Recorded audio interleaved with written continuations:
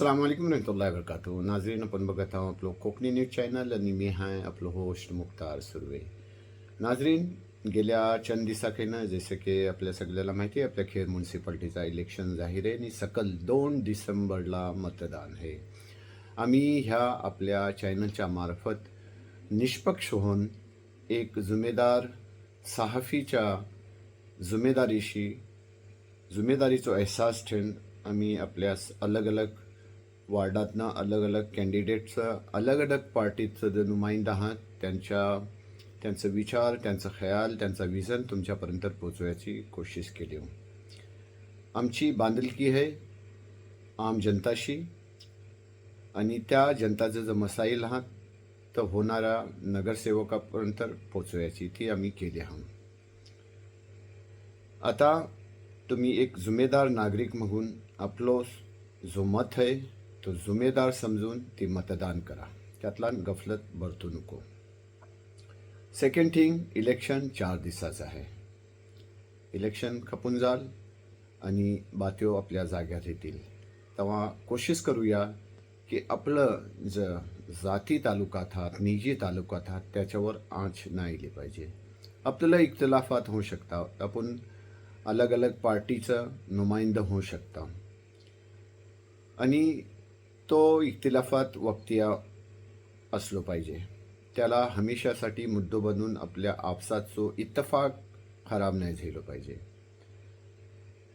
की खच्च्या शायरनी बेस बोलला नाही की दुश्मनी इतनी करो कि जम के करो, दुश्मनी इतनी करो कि जम के करो, पर जब मुलाकात हो तो सलाम व दुआ ज़रूर हो.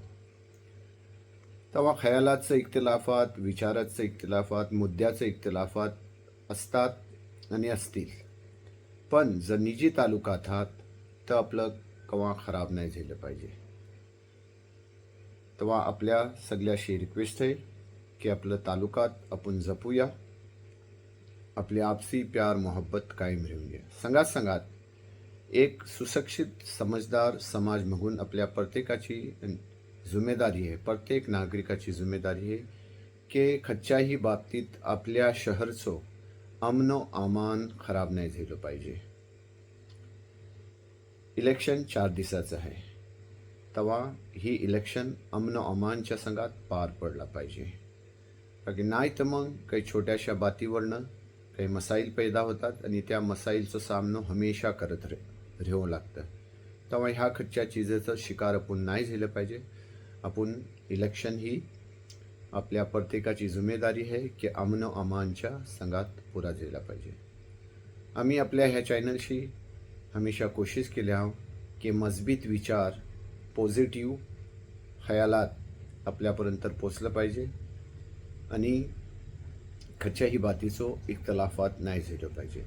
आम्ही अलग अलग पार्टीच्या कॅन्डिडेट्सचं इंटरव्ह्यू तुम्हाला आम्ही टेलिकास्ट केली अलग अलग वार्डातनं. यहाँ तक की आम्ही आपल्या ह्या चॅनलच्या जरिये आम आवामचं पण खयालात तुमच्यापर्यंत पोचवलं.